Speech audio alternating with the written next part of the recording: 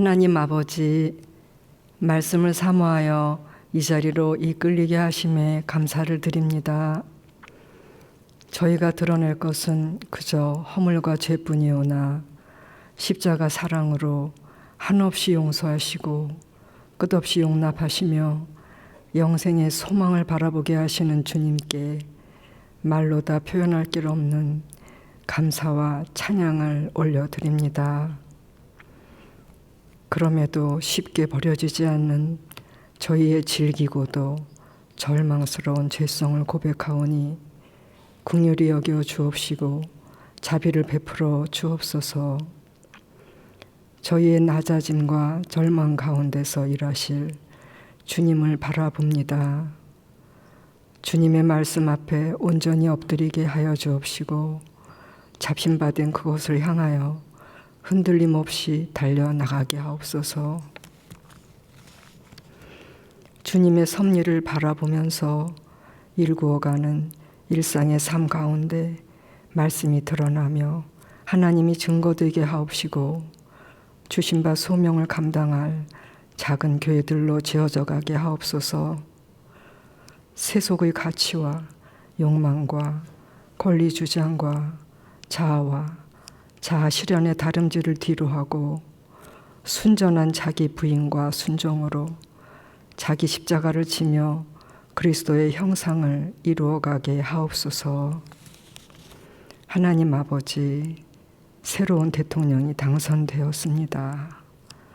모든 일에 하나님만을 의지하는 지도자가 되게 하여 주옵시고 지혜와 분별함을 더하여 주사 이 나라를 향하신 하나님의 뜻과 계획 안에 선한 도구로 쓰임받을 수 있게 하여 주옵소서.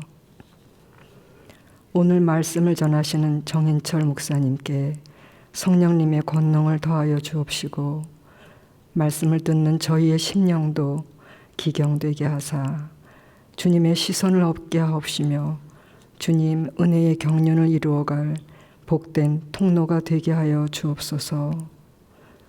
사랑의 주님께 이 시간을 올려드리며 이 모든 말씀 예수님 이름으로 기도드립니다. 아멘. 오늘 우리에게 주시는 하나님의 말씀은 여호수아 18장 1절에서 28절입니다.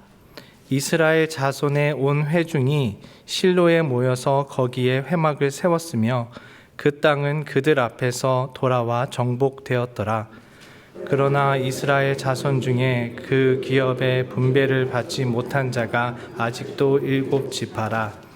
여호수아가 이스라엘 자손에게 이르되 너희가 너희 조상의 하나님 여호와께서 너희에게 주신 땅을 점령하러 가기를 어느 때까지 지체하겠느냐? 너희는 각 지파에 3사람씩 선정하라. 내가 그들을 보내리니 그들은 일어나서 그 땅에 두루 다니며 그들의 기업에 따라 그 땅을 그려가지고 내게로 돌아올 것이라. 그들이 그 땅을 7부분으로 나누되 유다는 남쪽 자기 지역에 있고 요셉의 족속은 북쪽에 있는 그들의 지역에 있으니 그 땅을 7부분으로 그려서 이곳 내게로 가져오라. 그러면 내가 여기서 너희를 위하여 우리 하나님 여호와 앞에서 제비를 뽑으리라. 레위 사람은 너희 중에 분깃이 없나니 여호와의 제사장 직분이 그들의 기업이 됨이며 gad과 르우벤과 므낫세 반 지파는 요단 저쪽 동쪽에서 이미 기업을 받았나니 이는 여호와의 종 모세가 그들에게 준 것이니라 하더라. 그 사람들이 일어나 떠나니 여호수아가 그 땅을 그리러 가는 사람들에게 명령하여 이르되 가서 그 땅으로 두루 다니며 그것을 그려 가지고 내게로 돌아오라. 내가 여기 실로의 여호와 앞에서 너희를 위하여 제비를 뽑으리라 하니 그 사람들이 가서 그 땅으로 두루 다니며 성읍들을 따라서 7부분으로 책에 그려서 실로 진영에 돌아와 여호수아에게 나아오니 여호수아가 그들을 위하여 실로의 여호와 앞에서 제비를 뽑고 그가 거기서 이스라엘 자손의 분파대로 그 땅을 분배하였더라. 베냐민 자손 지파를 위하여 그들의 가족대로 제비를 뽑았으니 그 제비 뽑은 땅의 경계는 유다 자손과 요셉 자손의 중간이라.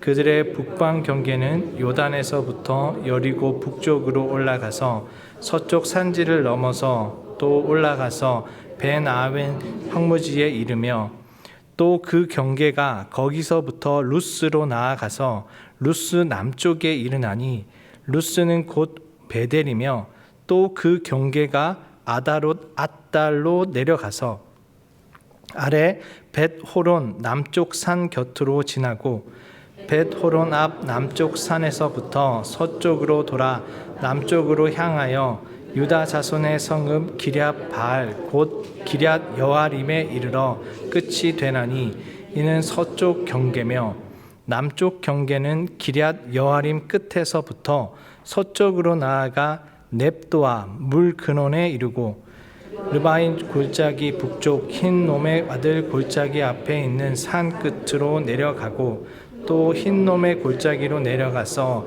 여부스 남쪽에 이르러 엔 로겔로 내려가고 또 북쪽으로 접어들어 엔 세메스로 나아가서 아둠민 비탈 맞은편 글릴롯으로 나아가서 르우벤 자손 보한의 돌까지 내려가고 북으로 아라바 맞은편을 지나 아라바로 내려가고 또 북으로 벳 호글라 곁을 지나서 요단 남쪽 끝에 있는 염해의 북쪽 해만이 그 경계의 끝이 되나니 이는 남쪽 경계며 동쪽 경계는 요단이니 이는 베냐민 자손이 그들의 가족대로 받은 기업의 사방 경계였더라.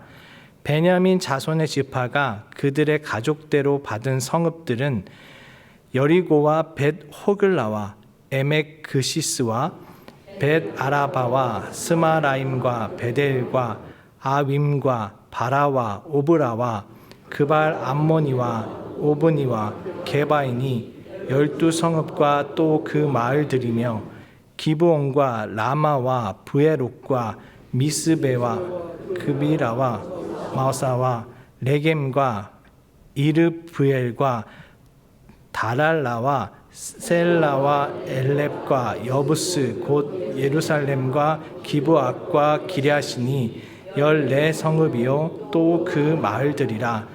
이는 베냐민 자손이 그들의 가족대로 받은 기업이었더라. 아멘.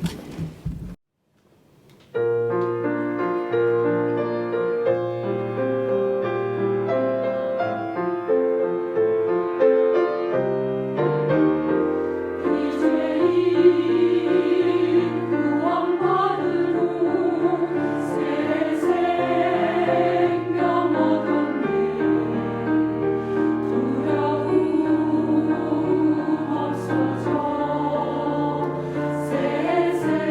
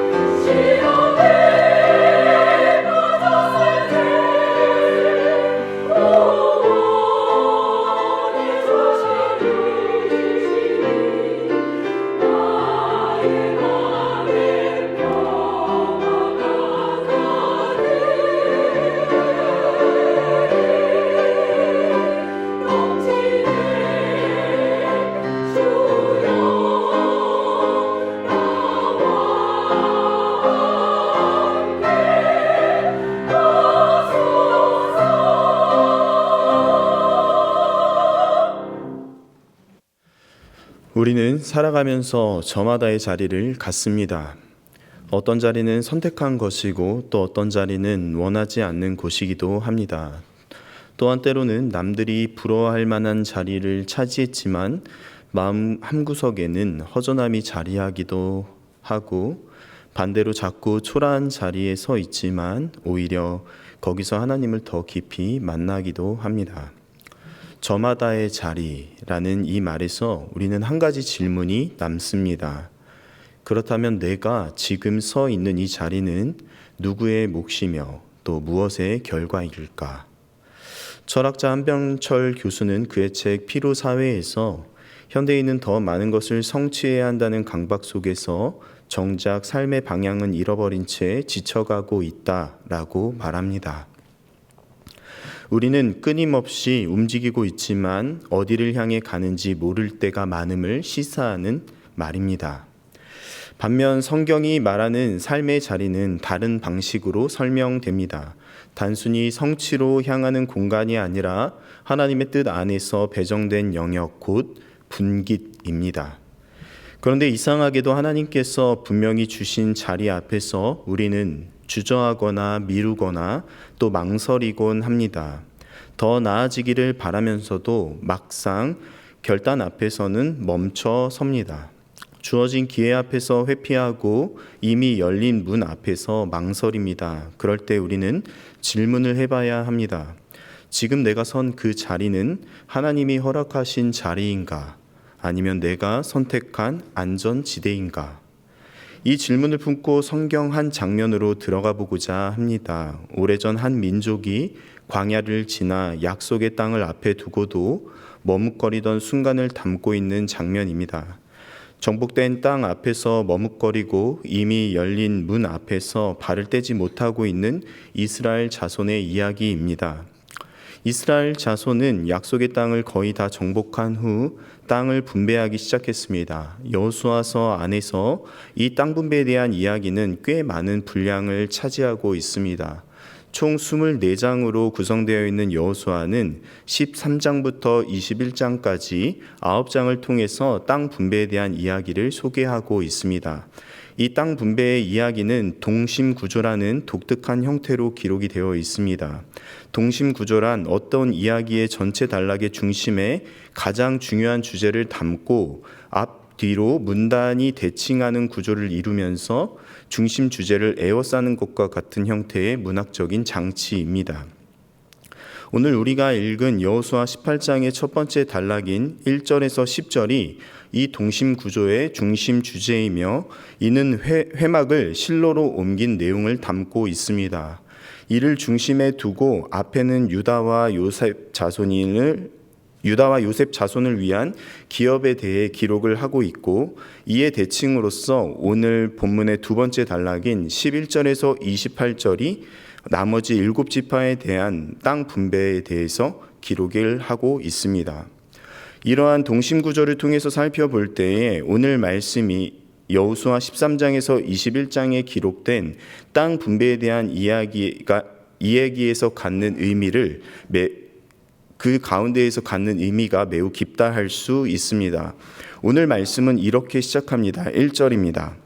이스라엘 자손의 온 회중이 실로에 모여서 거기에 회막을 세웠으며 그 땅은 그 앞에서 돌아와 정복되었더라. 본문은 세 개의 동사로 구성됩니다. 모였다, 세웠다, 정복되었다. 이 세 개의 동사를 중심으로 이스라엘 자손의 신앙적인 흐름을 볼 수가 있습니다. 먼저 그들은 지금 실로에 모였습니다. 여기서 모이는 것은 단순히 어느 장소에 집합한 것을 의미하는 것이 아니라 예배와 순종을 위한 공동체적인 응답의 성격을 지니고 있습니다. 그래서 그들은 이곳에서 예배를 위한 회막을 세웠습니다. 회막은 만남의 장막이라는 의미로 하나님과 이스라엘 자손이 만나는 중심 장소로서 사용이 됩니다. 이 실로에 모여 회막을 세우기 전까지 약속의 땅 가나안에 들어온 이스라엘 자손에게 가장 중요한 장소는 그 전까지는 길갈이었습니다. 왜냐하면 그곳은 광야에서 태어난 이스라엘 남자들이 할례를 받은 장소였기 때문입니다. 할례는 이스라엘 백성들에게도 너무나 중요한 일이었습니다. 그래서 할례를 행하지 않은 것은 언약을 이뤄가는 과정에서 걸림돌이 되곤 했습니다. 따라서 언약을 수행함에 있어서 선행돼야 되는 것이 할례였습니다. 일예로 하나님의 명령에 따라서 미디안을 떠나 애굽으로 향해 걸어가던 모세에게 죽음의 그림자가 드리웠습니다. 그리고 하나님께서 그 죽음의 그림자를 거두신 것은 모세의 두 아들 게르솜과 엘리에셀에게 행한 할례였습니다. 하나님의 백성으로 살아가기 위해 가장 먼저 행해야 했던 것은 할례, 곧 언약의 백성으로서의 표징을 몸에 새기는 것이었습니다. 따라서 이 할례를 행한 길갈은 단순히 포피를 베어낸 장소를 의미하는 것을 넘어서 가나안 정복을 앞둔 이스라엘 자손이 먼저 하나님의 언약 백성으로서의 관문을 넘게 되는 상징적인 장소였습니다. 따라서 길갈은 이스라엘 자손에게 있어 매우 의미 있는 장소였습니다. 그런데 오늘 회막이 세워짐으로써 길갈에 이어서 또 하나의 중요한 장소가 생겼습니다. 길갈에서 하나님의 백성이 된 이스라엘 자손이 하나님과 지속적으로 교제를 이어갈 실로입니다.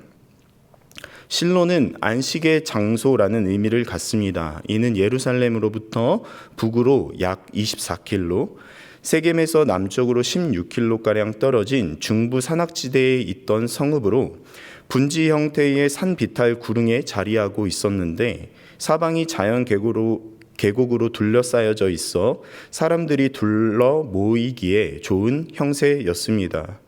그런데 실로에 세워진 회막은 예배의 장소로서 갖는 신앙적 의미가 물론 가장 크지만 사회적 의미에서 이제 정착시대의 시작을 알리는 신호와도 같은 것이었습니다. 지금까지 이스라엘 자손은 이동 장막을 들고 다녔지만 이제 실로를 중심으로 약속의 땅에서 삶의 자리를 고정했기 때문입니다. 삶의 자리를 옮기며 살았던 이스라엘의 하나님이 정착하는 이스라엘에게도 여전히 함께 하신다는 사실을 보여주는 장소로 중요한 의미를 지니게 된 것입니다. 이후 가나안 땅에서 정착하며 살아가던 이스라엘 자손에게 실로의 회막은 사사시대 말기, 구체적으로 엘리 제사장 당시 블레셋에게 법궤를 뺏기기 전까지 이스라엘의 중앙성소 역할을 담당했습니다.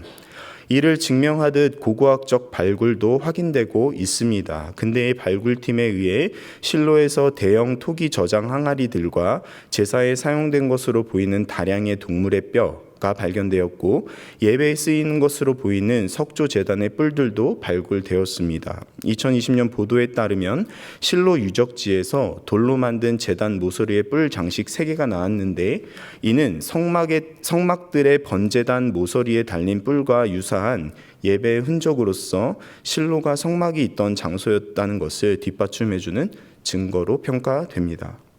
종합해서 실로는 이스라엘의 중앙에 위치하였다는 위치적인 이점과 자연 극장 지형이라는 지리적인 이점, 처음으로 고정된 중앙 성소라는 신학적 중요성을 지니고 있으며 이를 뒷받침해주는 고고학적 증거들도 성막이 있던 성지로서의 면목을 보여주어서 우리의 믿음을 더 확실하게 해주는 증거로 사용할 수 있습니다. 이 모든 이유를 차치하더라도 실로의 회막이 세워진 것은 우리에게 중요한 이유는 모세 오경의 중요한 약속이 성취되는 장면이기 때문입니다. 레위기 26장 11절에서 12절이 우리에게 이렇게 증거합니다. 내가 내 성막을 너희 중에 세우리니 내 마음이 너희를 싫어하지 아니할 것이며 나는 너희 중에 행하여 너희의 하나님이 되고 너희는 내 백성이 될 것이라.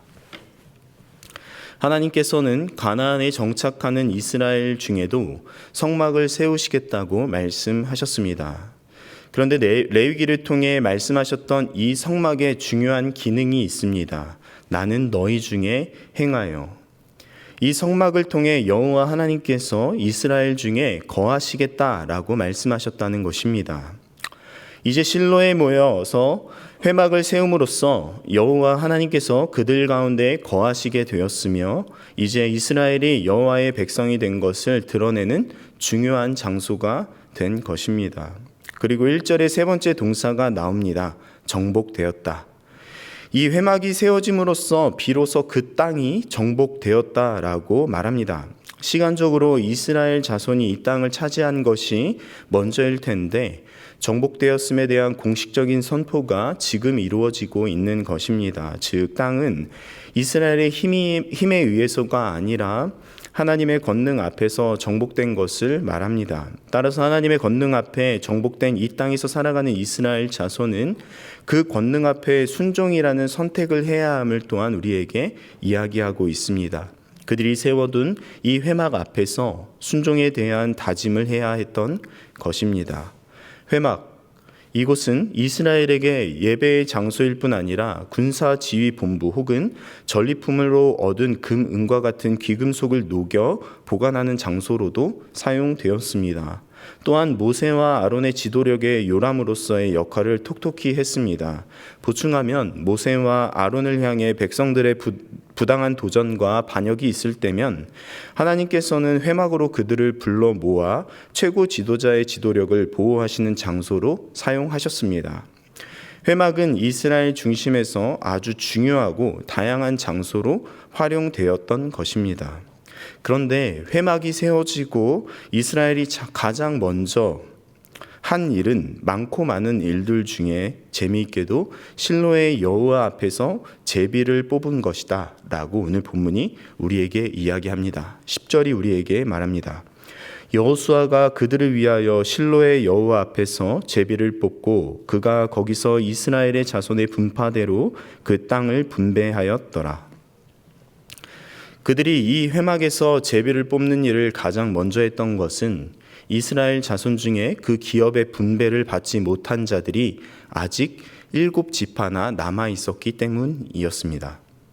이미 요당 동편에 르우벤, 갓, 므낫세 반 지파가 분배를 받았고 요단 서쪽에서 유다, 에브라임, 또 므낫세 남은 반 지파가 분배를 받아 총 5개의 지파는 땅 분배를 마쳤습니다. 그러나 아직 남은 7지파는 땅을 받지 않았고 또 땅을 얻는 데에 열성을 내지도 않았던 것으로 보입니다. 3절이 이렇게 증언합니다. 여호수아가 이스라엘 자손에게 이르되 너희가 너희 조상의 하나님 여호와께서 너희에게 주신 땅을 점령하러 가기를 어느 때까지 지체하겠느냐. 너희가 어느 때까지 지체하겠느냐라고 말하는 여호수아의 음성에는 안타까움과 또 경책이 함께 묻어 있습니다. 이미 여호와의 기업은 주어졌고 땅은 정복되었습니다. 그러나 나머지 7지파는 여전히 땅을 차지하지 못하고 있었습니다. 여호수아가 말하고 있는 지체하다의 히브리어 라파는 의지가 느슨해지다, 무기력하다, 위축하다, 움츠러들다, 게으름을 피우다 등의 의미를 갖습니다. 언어적인 의미로 이스라엘 자손이 책망받고 있는 지체함은 단순히 행동의 지연 때문이 아니라 믿음의 유예이자 신앙의 무기력 곧 신앙의 태도 때문이었습니다. 앞서 땅을 분배받은 5지파에 비해 남은 7지파는 적극적으로 행동하지 않고 소극적인 태도를 취했던 것입니다. 그 이유는 그들은 위험을 감수하고 싶지 않았기 때문이었습니다. 자기들의 땅을 차지하기 위해서는 적극적이며 또 위협을 무릅써야 하는데 이들은 힘들고 위험한 지역을 공격할 의지를 갖지 못하고 막연히 어떻게 되겠지 하는 안일한 자세로 그저 기다리고 있었던 것입니다. 그래서 영어 성경 NIV 버전에서는 이 부분을 언제까지 기다릴 거냐로 번역하고 있습니다. 영어로 읽고 싶지만 영어가 짧아서 해석으로 읽었습니다. 여호수아는 이런 이스라엘 자손의 나태함을 깨우며 이에 대한 아주 실제적이고 구체적인 행동을 제안합니다. 4절에서 6절입니다. 너희는 각 지파에 3사람씩 선정하라. 내가 그들을 보내리니 그들은 일어나서 그 땅에 두루 다니며 그들의 기업에 따라 그 땅을 그려가지고 내게로 돌아올 것이라. 그들이 그 땅을 7부분으로 나누되 유다는 남쪽 자기 지역에 있고 요셉의 족속은 북쪽에 있는 그들의 지역에 있으니 그 땅을 7부분으로 그려서 이곳 내게로 가져오라. 그러면 내가 여기서 너희를 위하여 우리 하나님 여호와 앞에서 제비를 뽑으리라. 여호수아의 제안은 첫 번째 각 지파에서 3사람씩 선정하라. 두 번째 그들로 하여금 그 땅을 그려라. 세 번째 그 땅을 7부분으로 나눠라 네 번째, 제비를 뽑아 나누자라는 것이었습니다.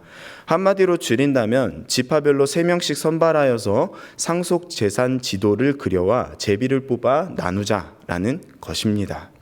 여기서 그리다에 해당하는 히브리어 카타브는 상세히 기록하다, 쓰다, 메모하다 등의 뜻을 가지고 있습니다. 그러니까 이 상속 지도는 대강 끄적이면서 그리는 것이 아닙니다. 보다 상세히 매우 구체적으로 그려야 한다는 뜻을 담고 있습니다. 그러기 위해서는 두루 다니되 아주 꼼꼼하게 다니면서 그려야 했습니다. 꾸물거리고 주저하고 있는 이스라엘 자손에게 여호수아는 아주 조직적이고 체계적인 방식으로 하나님의 명령을 실행하자고 말한 것입니다. 가나안 땅을 두루 살펴본다는 입장에서 12 정탐꾼을 보낼 때와 비슷해 보이지만 그 상황은 전혀 다릅니다. 정탐꾼을 보낼 때와는 달리 이 땅을 조사하는 사람들은 이미 주어진 땅을 조사하는 것이기 때문이었습니다. 불확실한 상황에서 탐색을 목적에 둔 것이 아니라 눈앞에 이미 이루어진 것을 실현하기 위한 준비로의 탐색이었습니다. 유대 전통 해석 중 하나인 미드라시는 이 장면에 대해서 주석하면서 7지파의 땅을 7부분으로 나누되 각 지파의 인구수에 비례하여서 공평하게 분할했다라고 설명합니다. 이는 많은 자는 많은 대로 적은 자는 적은 대로 분깃을 주라는 민수기 26장 54절의 규정을 따랐던 것입니다. 또한 정복된 땅뿐 아니라 아직 정복되지 않은 지역까지 포함하여 제비를 뽑았다고 해석하여 하나님께서 약속하신 영토 전체를 미리 기업으로 주셨다고 보고 있습니다. 땅을 분배하는 과정에서 이미 땅을 분배받은 유다와 에브라임 지파를 기준으로 나머지 땅을 7등분하여서 공평하게 나눈 것에 그들은 강조점을 두고 있습니다.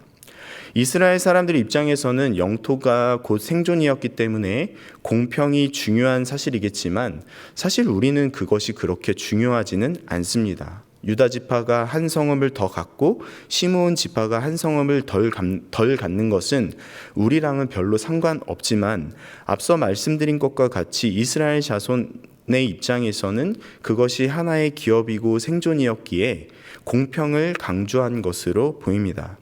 그러나 우리가 이 공평이라는 이슈보다 관심 갖고 이 본문을 바라보는 것은 여호와의 명령에 대한 이스라엘 자손의 반응입니다. 곧 하나님의 언약에 대한 철저한 순종을 보이고 있는 이스라엘 자손입니다.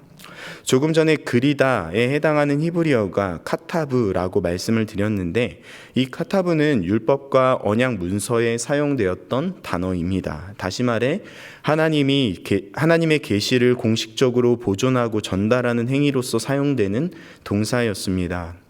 지도를 그리는 것에 이러한 표현을 사용함으로써 땅에 대한 분배가 언약적 의미를 지닌 거룩한 행위였음을 우리에게 시사합니다. 이러한 거룩한 행위에 대한 명령에 이스라엘 자손은 순종으로 행했다고 구절을 통해서 우리에게 증언합니다. 그 사람들이 가서 그 땅을 두루 다니며 성읍을 따라서 7부분으로 책에 그려서 실로 진영에 돌아와 여호수아에게 나아오니. 하나님의 언약을 실행하기 위한 구체적인 행동에 각 지파의 대표들은 여호수아의 말 그대로 두루 다니며 7부분으로 그려서 여호수아에게로 나왔습니다. 여호수아의 명령 그대로 이스라엘 자손은 순종하며 행했던 것입니다. 본문은 여호수아의 명령과 이스라엘 자손의 순종 사이에 레위 사람들에 대한 언급을 합니다. 7절 상반절입니다. 레위 사람은 너희 중에 분깃이 없나니 여호와의 제사장 직분이 그들의 기업이 됨이며. 레위 사람들에게는 땅이 없었습니다. 그러나 그들에게는 여호와 하나님이 기업이 되신다고 말씀하셨습니다. 민수기 18장 20절입니다.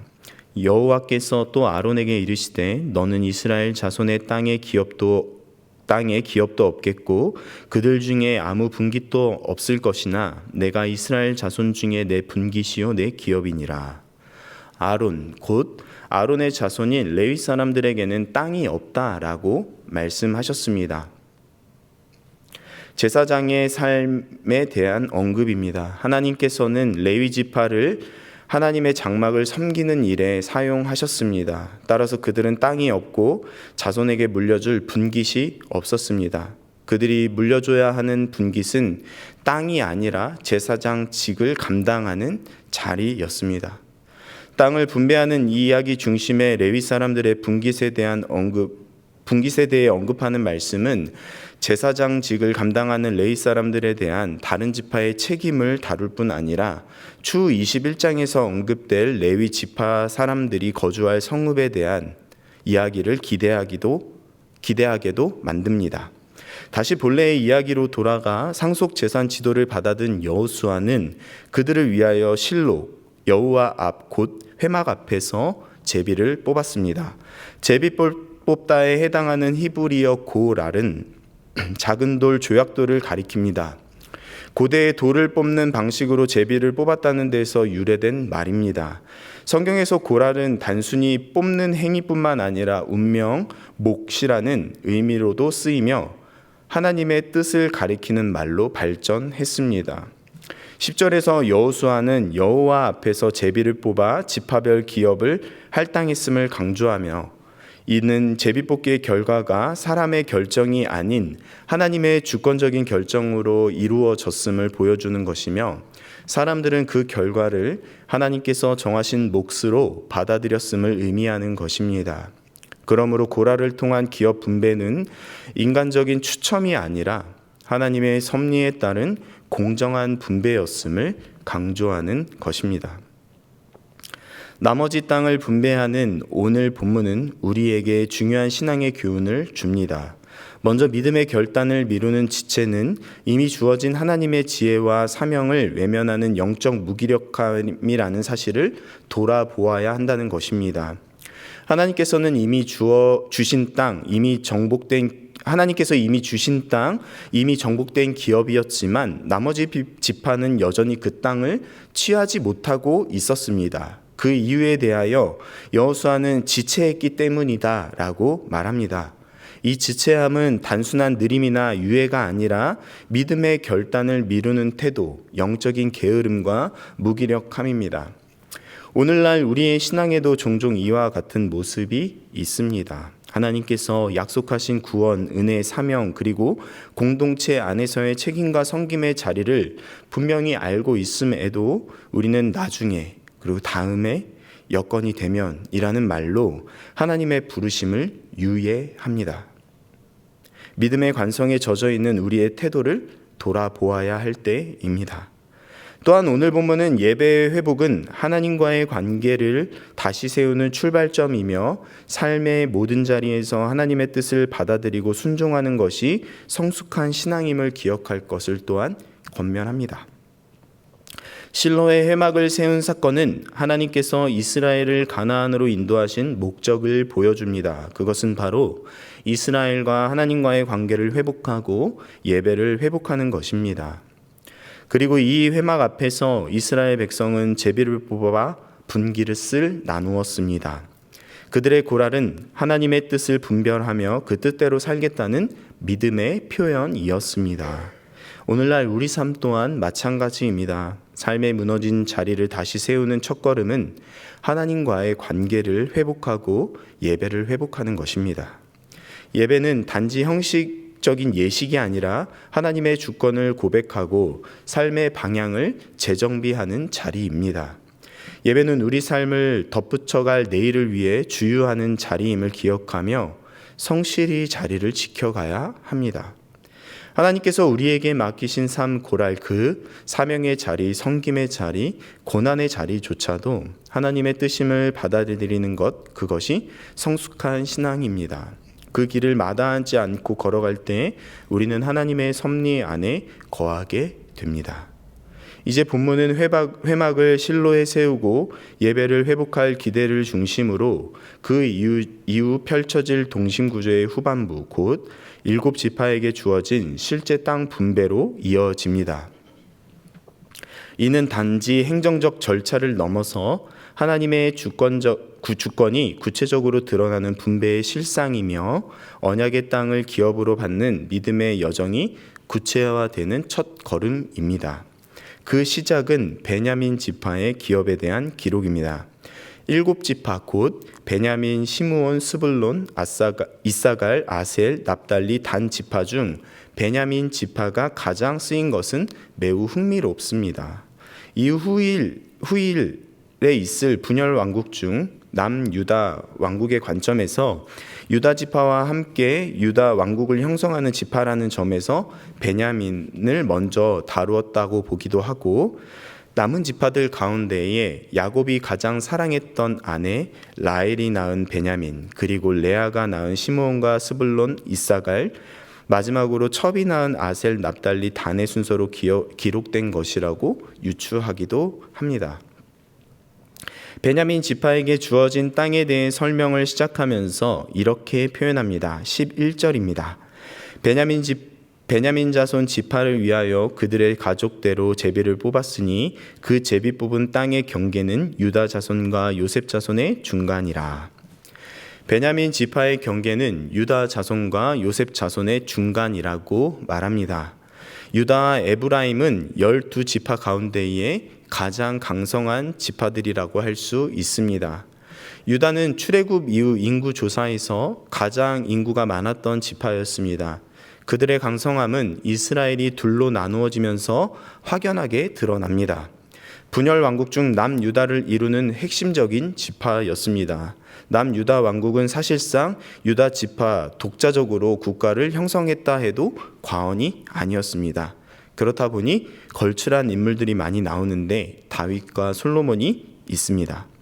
에브라임 또한 힘에 있어서 만만치 않은 지파였습니다. 일단 현재 이스라엘 자손을 이끌고 있는 지도자 여호수아가 에브라임 지파였습니다. 그리고 오늘 본문 가운데 신앙의 중심지일 뿐 아니라 군사적인 중심지와 같은 중요한 역할을 했던 회막에 있는 실로가 에브라임 성읍 중에 하나였습니다. 분열 왕국 중 이스라엘을 이루는 대표적인 지파는 에브라임이었고, 호세아 5장 3절에 보면 북이스라엘을 에브라임이라고 부르기도 합니다. 대립할 수 있는 강성한 두 지파 사이에 베냐민 지파가 완충 역할을 하고 있는 것입니다. 유다와 에브라임 사이에 베냐민이 있었다는 서술에 이어서 11절에서 20절을 통해서 베냐민의 경계를 상세하게 묘사합니다.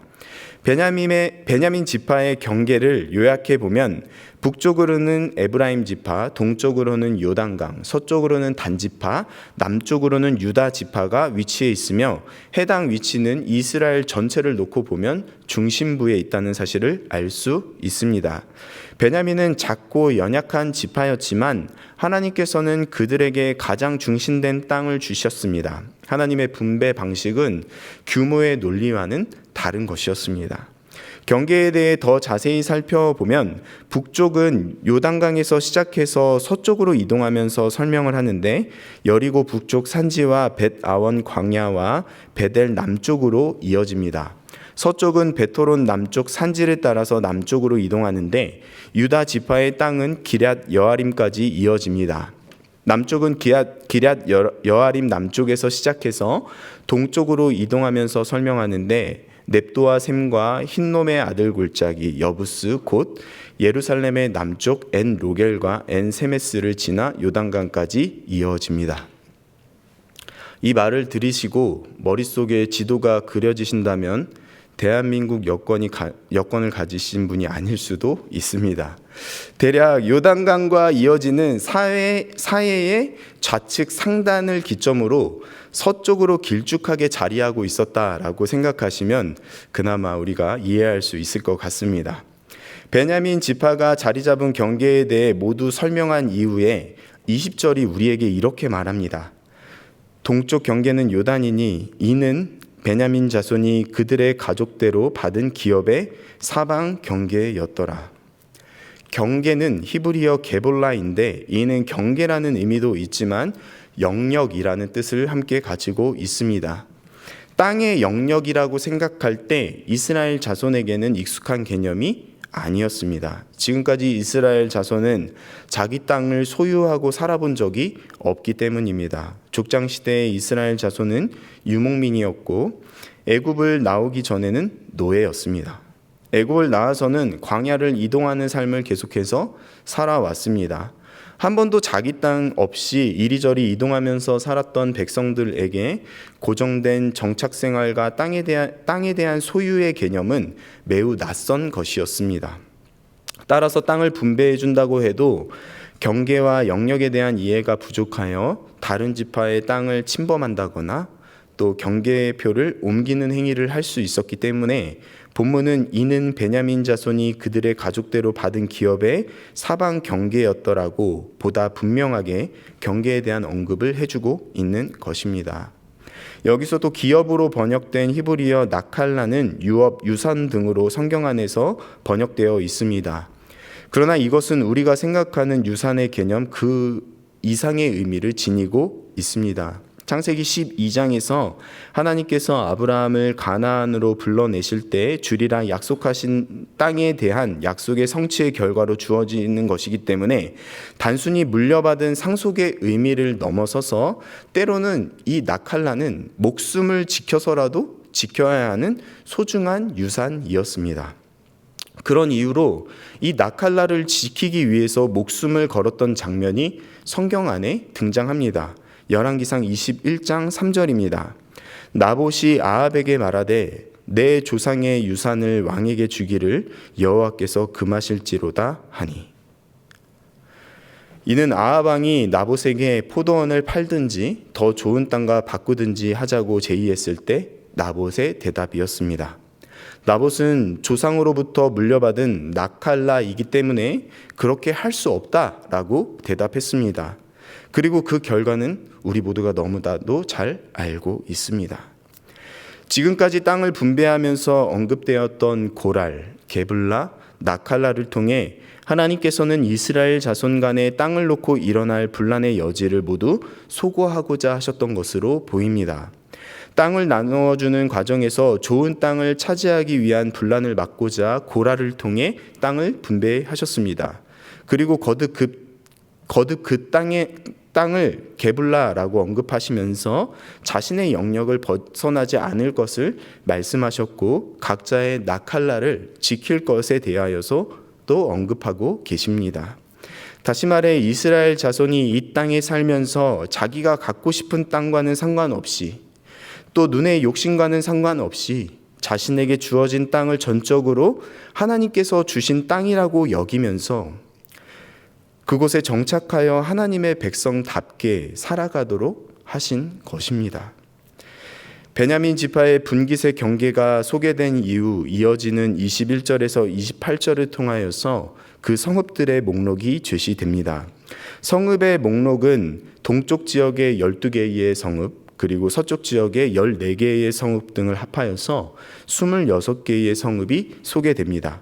동쪽 지역의 12개의 성읍의 이름은 여리고, 벳 호글라, 에메크시스, 벳 아라바, 스마라임, 베델, 아임, 바라, 오브라, 그발 암모니, 오브니, 게바입니다. 그리고 서쪽 지역의 14개의 성읍의 이름은 기브온, 라마, 부에롯, 미스베, 그비라, 모사, 레겜, 이르브엘, 다랄라, 셀라, 엘렙, 여부스, 곧 예루살렘, 기브앗, 기럇입니다. 네, 이 가운데에 우리가 잘 알고 있는 성읍들이 많이 있습니다. 먼저 여리고는 가나안 정복의 상징적인 성읍입니다. 이스라엘이 가나안에 들어와 처음으로 정복한 성읍이기 때문입니다. 하나님의 임재로 인해 성벽이 모두 무너지는 여호와 하나님의 능력을 이스라엘이 직접 경험했던 성읍이었습니다. 베델은 이스라엘 조상 야곱이 하나님을 만난 장소로 북이스라엘의 종교 중심지 중에 하나였습니다. 안타깝게도 북이스라엘의 종교 중심지라는 말은 우상숭배의 중심지가 됨을 의미하기도 합니다. 라마는 예루살렘 북쪽에 위치한 성읍으로 선지자 사무엘의 고향으로 알려져 있으며 그의 신앙 교육과 지도력이 길러진 장소였습니다. 우리에게 미스바로 더 익숙한 미스베는 사무엘이 이스라엘 백성을 모아 회개와 금식을 선포한 장소로 중요한 종교적 중심지였습니다. 여부스 곧 예루살렘은 말하면 입 아플 정도로 중요한 성읍입니다. 사실 이 땅은 정복 당시에는 여부스 족속이 거주하던 성읍이었습니다. 후일에 다윗이 정복하고 이스라엘의 수도로 삼았습니다. 또한 솔로몬이 이곳에 성전을 건축하면서 명실공히 정치와 그 종교의 일번가가 된 성읍입니다. 기브앗은 이스라엘 초대왕 사울을 배출한 성읍입니다. 그러면서도 사사기 19장에 있는 이스라엘 역사에서 가장 충격적이고 비극적인 사건 중 하나인 레위인 첩 강간 살인 사건으로 인한 베냐민과 나머지 지파의 전쟁이 벌어진 장소이기도 합니다. 26개의 성읍 중에 대략 언급만 해도 6개의 성읍을 제가 짧게 언급했습니다. 성경 역사의 무대 위에 베냐민은 꽤나 중요한 성읍들을 가지고 있었습니다. 하나님께서는 작고 연약한 지파 베냐민에게 가장 핵심적인 신앙과 정치의 장소들을 맡기셨습니다. 그러나 일부 장소는 그 중요성을 지키지 못했습니다. 그로 인해 결국 베냐민 성읍은 회개, 언약갱신, 회복이 함께하는 상징적인 장소들이 되기도 했음을 함께 기억해 볼 수가 있습니다. 베냐민에게 주어진 26개의 성읍을 나열한 성경은 다시 한번 이는 베냐민 자손이 그들의 가족대로 받은 기업이었더라라고 선언하면서 오늘의 말씀을 마무리합니다. 베냐민 지파의 땅을 분배하는 이 본문은 우리에게 중요한 신앙적인 교훈을 줍니다. 먼저는 우리가 선 땅이 하나님께서 주신 땅이라는 사실입니다. 오늘 본문은 단지 베냐민 지파에게 땅이 분배되었다는 행정적 기록이 아닙니다. 하나님이 주권적으로 제비를 뽑아주신 땅, 그 경계를 분명히 정해주신 땅, 그리고 그 땅을 기업으로 받아 살아가게 하는 은혜의 장면을 담고 있습니다. 이 말씀은 오늘을 사는 우리에게도 중요한 메시지가 됩니다. 하나님은 우리 각 사람에게도 고랄, 즉 하나님의 뜻에 따라 정한 제비, 게블라, 곧 하나님이 정한 삶의 경계, 나칼라, 즉 하나님의 유업을 주셨습니다. 내가 원하는 인생의 경계가 아니라 하나님께서 주권적으로 허락하신 삶의 경계가 우리에게 있다는 사실을 우리가 기억해야 한다는 것입니다. 그리고 하나님께서 허락하신 삶의 경계가 우리들의 눈에는 작고 보잘것없는 것처럼 보일지라도 하나님의 역사라는 입장에서 중요한 장소가 될 수 있음을 우리가 함께 기억해야 합니다. 하나님께서는 작고 연약한 베냐민 지파에게 이스라엘의 중심부를 맡기셨습니다. 그들이 크고 강해서가 아니었습니다. 작고 연약한 지파였지만 유다와 에브라임 사이의 중요한 완충지대로 허락하셨고 이스라엘 역사상 중요한 성읍들을 그들에게 맡기셨습니다. 하나님은 큰 자에게 중심을 주시는 분이 아니라 작은 자에게도, 더 정확히 말씀드리면 하나님께서 사용하시고자 하는 자에게 크기와는 상관없이 거룩한 사명을 맡기시는 은혜롭고 공평하신 분이십니다. 우리는 때로 이렇게 말합니다. 내가 좀 더 좋은 환경에 있었더라면, 내가 저 사람처럼 넉넉한 형편에 있었더라면, 지금 이 삶의 자리는 너무 작고 보잘것없다. 그러나 우리는 비교와 불만이 아닌 지금 나에게 주어진 자리가 하나님께서 허락하신 유업임을 믿는 믿음이 필요합니다. 그곳이 내게 주신 나칼라, 나의 유산이기 때문입니다. 또한 우리는 우리의 삶의 자리가 하나님께서 세운 것임을 기억하므로 눈의 욕심보다 하나님의 분깃을 붙들어야 함을 본문이 우리에게 권면합니다. 하나님은 우리를 지금 우리 각자의 선 이 자리, 이 환경에 심으셨습니다. 내가 바라던 곳은 아닐지라도 하나님이 원하시는 곳이라면 그곳이 가장 좋은 자리입니다. 성경은 이를 분명하게 말합니다. 이는 베냐민 자손이 그들의 가족대로 받은 기업이었더라. 우리들이 서 있는 그 자리는 우연이나 흐름에 의해서 선 곳이 아닙니다. 하나님께서 제비 뽑아주신 자리입니다. 우리들의 가정, 직장, 교회, 또 맡은 역할, 감당하고 있는 무게까지도 하나님께서 허락하신 유업이라는 것입니다. 세상은 내가 무엇을 얼마나 가졌는지를 따지지만 우리는 그것에 중심을 두어서는 안 됩니다.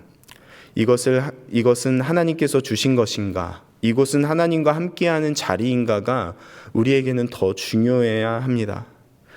혹시 내게 주어진 자리가 작아 보여 낙심하고 계시거나 남의 것이 부러워 불평하고 있다면 하나님께서는 크고 좋아 보이는 땅이 아니라 하나님이 주신 땅에서 자족하면서 하나님을 의지하고 살아가는 사람들을 기뻐하신다는 사실을 기억해야 합니다. 레위인 첩 사건으로 비극적인 현장이 되었던 기브앗도, 또 사울이 왕으로 기름 부음 받았던 기브앗도 모두 베냐민의 땅이었습니다. 여리고, 베델, 예루살렘 중요한 역사들이 있어 우리에게 익숙한 이 성읍, 그 수많은 현장이 베냐민이라는 작은 지파의 경계 안에서 벌어졌던 것들이었습니다.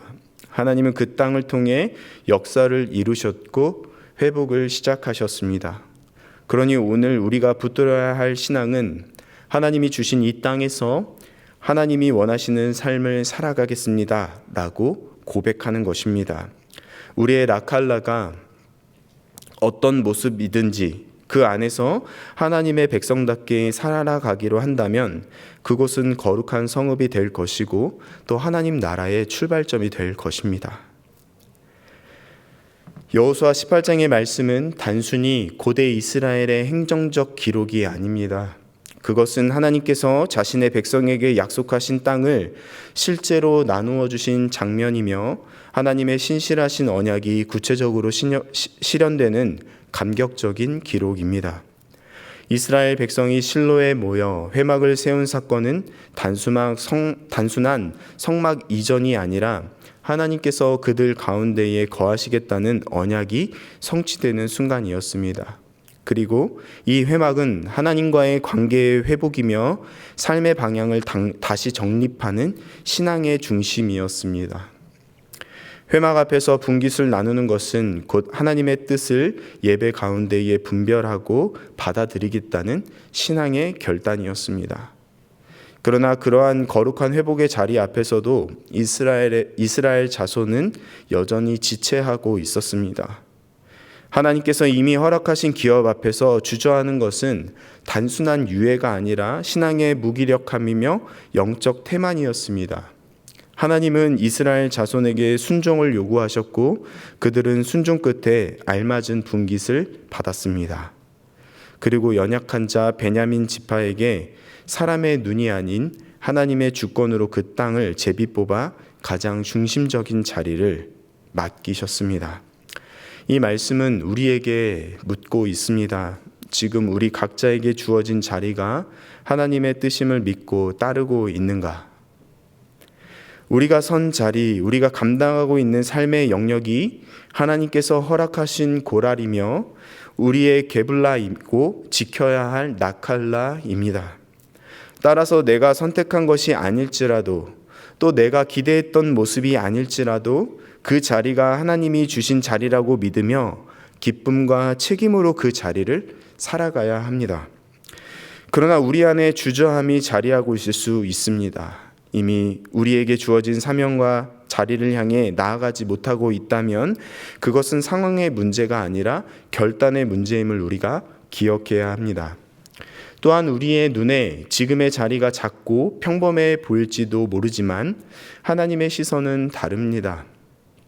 베냐민 지파처럼 작고 연약해 보이는 자에게 중심을 맡기시는 하나님은 오늘도 우리 각 사람을 그분의 거룩한 뜻 가운데에 세워가고 계십니다. 여리고와 베델, 예루살렘과 기브앗 같은 중요한 역사들이 작고 연약한 지파의 땅에서 이루어졌듯이 오늘 우리의 삶의 자리도 하나님의 거룩한 역사가 이루어질 장소가 됩니다. 땅을 분배하는 이스라엘의 자손의 이 이야기를 통해 하나님의 언약이 구체화되고 있습니다. 분배받은 땅은 단순한 땅이 아니라 하나님의 뜻이 담긴 기업이며 각자 자리에서 신실하게 살아가는 것이 그 땅을 거룩하게 만듭니다. 그러므로 오늘 우리는 이렇게 결단해야 합니다. 주님, 지금 제가 선 이 자리에서 제게 주신 유업을 믿음으로 받아들이겠습니다. 그리고 그 땅에서 하나님의 백성답게 살아가겠습니다. 우리를 부르시는 하나님, 이미 우리의 자리를 정복하시고 우리를 부르시는 하나님 앞에 지체하지 않고 순종으로 반응하며 살아갈 때 하나님께서는 우리 삶 중심에 회막을 세워 우리의 예배를 회복하실 것입니다. 그리고 우리에게 주어진 사명을 감당하고 주어진 삶의 경계를 부끄러워하지 않고 그 안에서 자족하며 하나님을 예배하고 신실하게 살아갈 때에 하나님께서는 우리의 삶을 하나님 나라의 출발점으로 세워 주실 것입니다. 또한 그 땅을 주신 하나님께 감사하며 그 땅을 살아낼 믿음을 구하며 하루하루 정직하고 신실하게 살아갈 때에 하나님께서는 그 땅을 우리에게 맡기신 거룩한 사명의 자리로 세우시며 우리를 통해 하나님의 나라의 영원한 유업을 이어가실 것입니다. 이것이 우리를 부르신 그리스도 예수께 잡힌 바 되어 달려가는 사람, 곧 우리의 어제와 오늘 그리고 내일이 되기를 축원드립니다. 기도하겠습니다. 하나님 아버지, 오늘도 말씀을 통해 저희를 부르시고 이미 정복된 자리니 발걸음만 옮기라고 말씀해 주시니 감사드립니다. 때로는 주어진 삶의 경계 앞에서 지체하고 하나님의 분깃 앞에서도 머뭇거리며 믿음의 결단을 유예했던 저희들의 모습을 회개합니다. 주님, 실로 이 이스라엘 중심의 회막을 세우신 것처럼 저희들의 마음 한가운데에 예배를 회복하게 하옵소서. 그리고 주님과의 관계가 다시 시작되는 자리에서 하나님의 뜻을 분별하고 순종으로 응답하는 저희가 되게 하옵소서. 지금 저희가 서 있는 이 자리에 크고 작음을 따지는 것이 아니라 아버지께서 제비 뽑아 허락하신 고랄이며 정하신 게불라요 맡기신 나칼라인 줄을 믿습니다. 이 자리에서 자족하게 하시고 그 경계 안에서 주님을 예배하는 삶 살아가게 하옵소서. 눈에 보이는 조건보다 주님과 함께하는 삶을 더 귀히 여기게 하시고 지금 이 자리에서 하나님 나라가 시작되게 하옵소서. 오늘도 저희에게 맡기신 유업을 감사함으로 붙잡고 그 땅을 살아낼 믿음을 구하며 나아가게 하옵소서. 우리의 삶이 거룩한 성소가 되고 우리의 걸음이 하나님 나라를 이어가는 통로가 되게 하옵소서. 예수님의 이름으로 기도드립니다. 아멘. 우리 주 예수 그리스도의 은혜와 하나님의 사랑과 성령님의 교통하심이 하나님께서 고라를 통해 주신 게불라 그 삶의 자리가 지켜야 할 거룩한 기업 나칼라임을 기억하며 잡힌 바 된 그것을 잡으려고 오늘도 믿음으로 달려가기를 소망하고 결단하는 주님의 사람들과 100주년 기념교회 위에 이제로부터 영원토록 함께해 주시기를 간절히 축원하옵나이다. 아멘.